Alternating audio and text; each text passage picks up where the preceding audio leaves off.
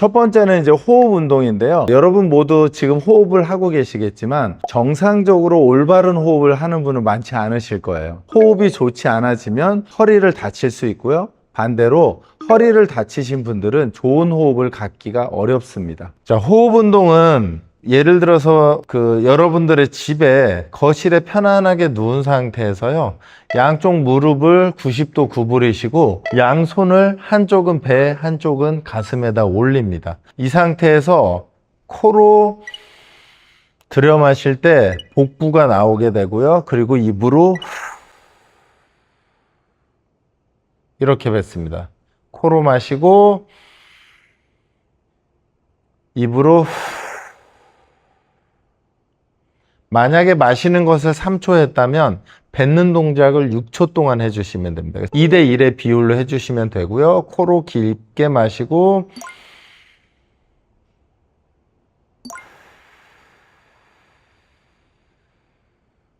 아마 처음 하시면 조금 어지러울 수 있고 잘 안 되거든요. 그러면 2초를 마시고 4초를 뱉어주시면 되고요. 숙달이 되면 3초, 6초, 그 다음에 5초, 10초 이런 식으로 늘려주시면 되고, 호흡하실 때 복부의 근육이 올라갔다 내려갔다 해야 합니다. 가슴이 많이 움직이게 되면 흉식 호흡을 하게 되거든요. 그래서 복부가 많이 움직이고 가슴이 조금 적게 움직인다 생각하고 코로 마시고, 마실 때 복부가 나오고요. 이렇게 해서 갈비뼈가 모이는 느낌으로 뱉어주면 되고요. 공기를 마실 때는 갈비뼈가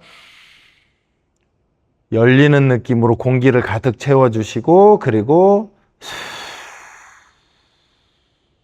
뱉어서 갈비뼈를 모아주시면 됩니다.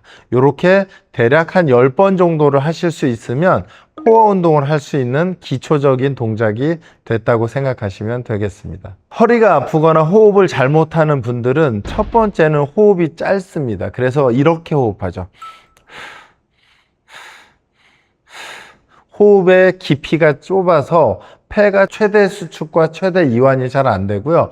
두 번째로는 흉식 호흡을 많이 하는 거죠. 공기를 마실 때 어깨가 이렇게 들썩이고 어깨가 내려가게 됩니다. 이러면 코어는 작동하지 않고요. 이 목 주변에 있는 근육들이 발달하면서 목의 경직과 딱딱함이 생기죠. 그래서 만성 두통이 생기는 경우들이 많습니다.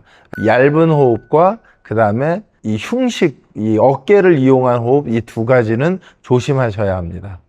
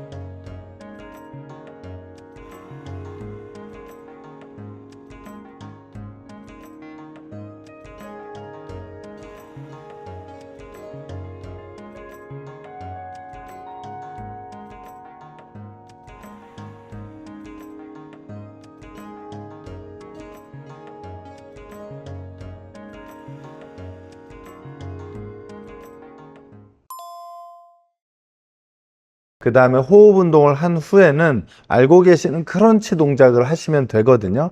하지만 이 크런치에 호흡이 잘 맞아야 코어 운동이 잘 되고요. 이게 잘 맞지 않으면 노력한 것만큼 결과가 나오지 않습니다. 정상적인 크런치를 하게 되면 우선 호흡을 뱉고 몸이 움직이게 됩니다. 허벅지에 손을 올린 후에 호흡이 끝나가는 시점에 올라갑니다. 다시.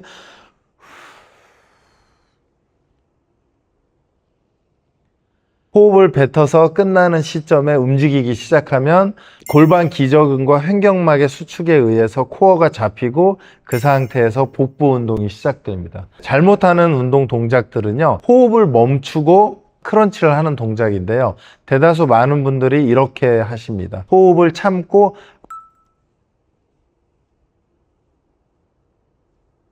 이렇게 되면 호흡할 때 사용되는 근육과 크런치를 할 때 사용되는 근육이 서로 매치가 되지 않으면서 정상적으로 운동이 되지 않거든요. 그래서 호흡과 크런치를 매치시켜 주셔야 되고요. 두 번째는 목으로 일어나는 분들이 많아요. 이 상태에서 턱이 먼저 위쪽으로 진행이 됩니다.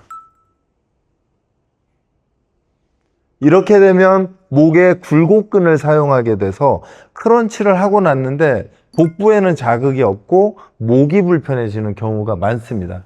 이 동작은 대표적으로 중년 여성들 또는 코어가 안 좋은 중년 남성들에게 많이 생기거든요. 그래서 만약에 목이 많이 자극이 된다면 제가 조금 전에 보여드린 것처럼 호흡을 뱉고 목을 최대한 구부린 상태에서 크런치를 하시면 목에 부담 없이 코어를 사용할 수 있을 것입니다. 일반적으로 크런치를 하면 안 되는 분들은 목 디스크나 허리 디스크가 현재 있는 분들은 조심하셔야 됩니다. 하지만 과거력이라면 조심해서 천천히 하시면 도움이 되실 거예요.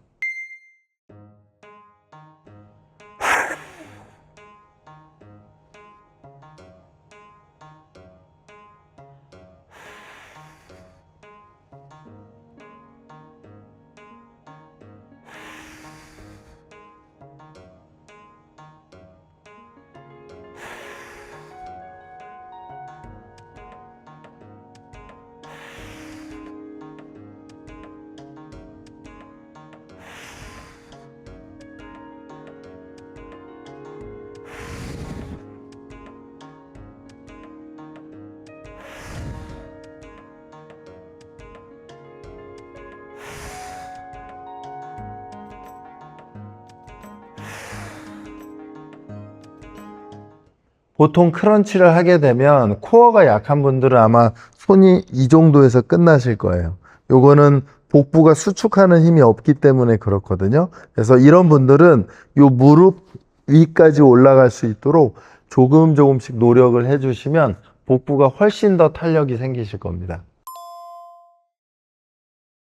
일반적으로 이제 코어 운동하면 데드버그라는 운동이 보편적으로 이렇게 퍼져 있거든요. 그 데드버그는 말 그대로 벌레가 죽어서 뒤집어져 있다라고 해서 데드버그거든요. 그래서 등을 땅에 대고 누운 상태에서 벌레가 죽으면 팔다리가 이렇게 하늘로 가듯이 그 상태에서 다리를 펴고 팔을 펴면서 운동을 하는 동작입니다. 쉬운데요, 코어 근육을 사용하기가 어렵습니다. 그래서 코어를 작동하면서 데드버그를 할 수 있는 방법을 가르쳐 드리도록 하겠습니다. 바로 누운 상태에서 양 무릎을 들어 올려 90도 구부려 주시고요, 양손을 앞으로 나란히, 이게 준비 자세입니다. 그 상태에서 데드버그는 오른손이 뒤로 넘어갈 때 다리가 이렇게 반대쪽 다리가 펴지거든요. 이렇게 했을 때 오른쪽 어깨에서 왼쪽 다리 쪽으로 가는 복부 근육이 사용되는 건데요. 이때 내가 복부에 힘을 주지 않으면 등의 운동이 됩니다. 그러면 데드버그의 원래 동작이 되지 않거든요. 그래서 앞으로 나란히 상태에서 출발할 때 왼쪽 골반과 오른쪽 어깨 근육이 서로 팽팽하게 줄다리기를 한다라고 생각하고 늘려주셔야 돼요. 그냥 팔이 왔다 갔다 하면 절대 운동이 되지 않거든요. 그렇게 하고 그 근육으로 당기고, 그래서 쭉. 그래서 여기서 잘못하시는 분들은 이렇게 빠르게 컨트롤 되지 않은 상태에서 운동을 하는 건 복부 운동이 아니고 허리 운동으로 넘어가서 오히려 허리 통증을 유발합니다. 이 복부, 배꼽에서부터 가슴 사이에 있는 근육이 작동을 하고 자극을 받는 느낌이 되어야 데드버그가 올바로 되는 것이라고 생각하시면 됩니다. 지금 데드버그를 했는데 동작이 잘 안 되고 복부에 힘이 안 들어온다라고 생각하시면 발 구부리시고요, 손 올린 상태에서 오른손과 왼쪽 무릎을 잡습니다. 그래서 무릎은 몸쪽으로 당기고 손은 밀어주시면 조금 전에 제가 얘기한 왼쪽 골반에서 오른쪽 어깨로 작동하는 근육을 쓸 수 있거든. 이 상태에서 서로 밀어주는 거예요. 하나, 둘, 셋. 이렇게 해서 이 근육을 한번 작동시켜 주시고요. 반대로 반대쪽도 대각선에서 하나, 둘, 보면 제 몸이 좀 떨릴 거예요. 셋. 이렇게 해서 미리 한번 준비를 해 주시고, 그리고 데드버그를 하면 아마 잘 되실 겁니다. 가장 주의할 점은 팔다리가 움직일 때 허리 근육이 사용되면 바로 멈추셔야 돼요. 데드버그는 복부의 운동이기 때문입니다.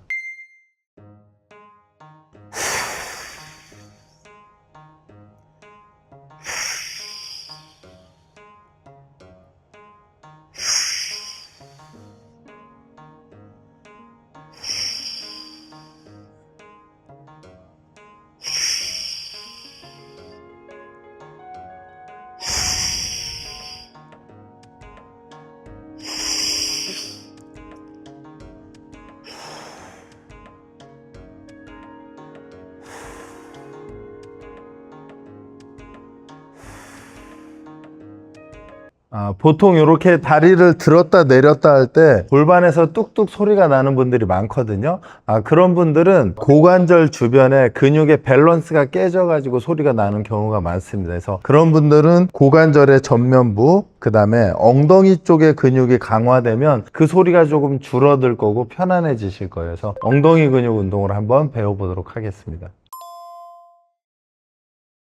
일반적으로 우리가 코어라고 하면 그냥 가볍게 생각하면 복부라고 생각하거든요. 하지만 넓게 보면 코어는 복부, 엉덩이, 등 근육 이 세 개를 포함한 걸 모두 코어라고 합니다. 셋 중에 하나가 약하면 나머지 둘도 약해져요. 엉덩이 근육이 포함된 코어 운동을 하셔야 코어가 잘 만들어진다라고 생각하시면 되고요. 그 대표적으로 하는 게 누워서 엉덩이를 들어 올리는 힙브릿지 운동인데요. 거기에 무게를 들면 힙스러스트라고도 하는데 이걸 잘 하는 분들이 많지가 않아요. 그래서 그 동작을 한번 설명드리도록 하겠습니다. 힙브릿지는 바로 누운 상태에서 발을 엉덩이 쪽으로 당겨서요. 양손은 그대로 바닥에 내려놓습니다. 이 상태에서 엉덩이를 그대로 들어 올리는 동작인데요. 들어 올렸을 때 무릎에서부터 어깨까지가 일직선이 되게 만들어주면 되고요. 그리고 천천히 내려오시면 돼요.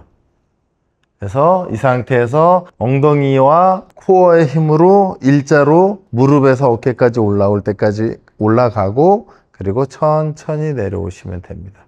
이렇게 하시면 올바른 동작인데요. 대표적으로 실수하는 것들을 보면 이 상태에서 엉덩이만 이렇게 들어 올려요. 등은 바닥에 붙어 있는 상태가 되죠. 이렇게 되면 엉덩이는 쪼여지긴 하지만 척추가 동원되지 않기 때문에 등 근육이 죽어버립니다. 이 상태에서 등이 붙어 있고 엉덩이만 이렇게 들어 올리는 게 일반적으로 많이 하는 실수고요. 그 다음에 또 하나는 복부에 힘을 빼고 그냥 이렇게 밀어 올리는 거예요. 복부가 올라가요. 엉덩이는 쪼여지긴 하지만 코어 근육이 작동을 하지 않기 때문에 복부가 약해지는 결과를 가져옵니다. 조금 전에 말씀드린 엉덩이, 복부, 등에 있는 근육이 세 위치가 동시에 수축을 해서 척추를 리프팅 한다고 생각하셔야 돼요. 제가 한번 보여드리도록 할게요. 바로 누운 상태에서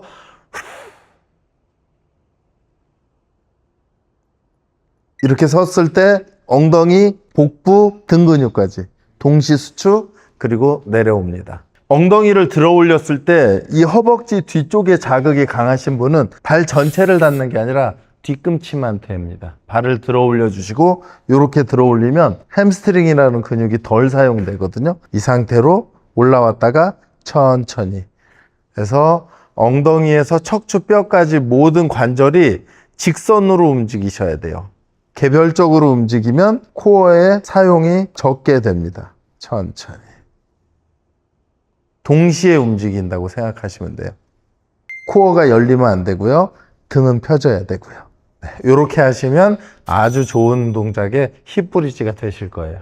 올라가기 전에 호흡으로 코어 잡아주시고 그 상태에서 밀고 올라갔다가 내려옵니다.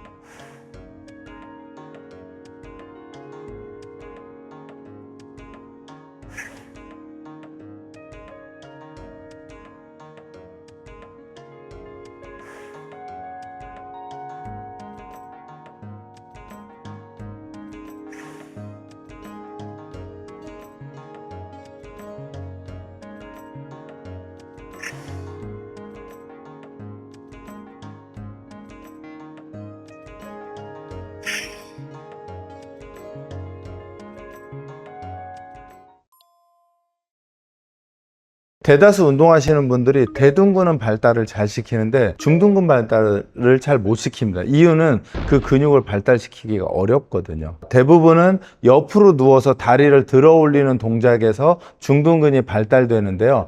이 동작을 잘하는 분이 제가 볼 때는 5%도 안 되는 것 같아요. 중둔근이 아니고 TFL이라고 하는 근육이 사용되면서 오히려 이 동작으로 인해 허리에 부상이나 통증이 생기는 경우가 많습니다. 이 동작은 조금 신경 써서 해주셔야 돼요. 조금 섬세하게 정확하게. 제가 한번 보여드리도록 하겠습니다. 보통은 옆으로 누운 상태에서 발을 들어 올리는 동작으로 운동을 합니다. 이렇게 되면 중둔근이라는 근육이 자극을 받으면서 강해집니다. 옆으로 들어 올리는 동작이 중둔근 운동인데요. 대표적으로 잘못하는 동작은 내 몸의 측면에서 발이 앞으로 가는 겁니다. 이렇게 앞으로 가게 되면 TFL이라는 근육이 짧아지게 되고요. 이 근육이 짧아지게 되면 허리에 통증이 생깁니다. 또는 무릎에 통증이 생기거든요. 그래서 측면으로 누웠을 때 내 몸통선보다 발이 앞쪽으로 가는 분들은 조심하셔야 돼요. 허리 통증을 유발시키는 운동일 수 있고요. 두 번째는 이렇게 누워가지고 이렇게 들어 올리는 분들이 있어요. 그런 분들은 또 이 골반의 앞쪽에 있는 근육을 자극하기 때문에 중둔근이 타겟이 되지 않습니다. 올바른 동작으로 하시려면 발이 앞쪽으로 나가도 안 되고요.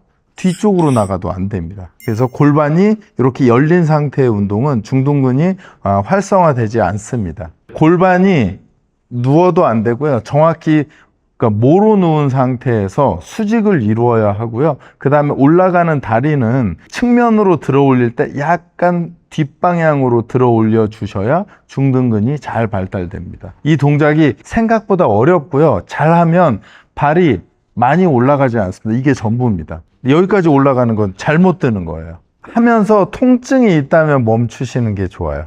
허리 쪽에. 왜냐면 허리에 안정성이 없는 분들은 들어 올리면서 허리 근육을 많이 쓸 거예요. 그래서 혹시 괜찮더라도 운동을 반복하면서 허리에 통증이 생긴다면 바로 멈추시면 돼요.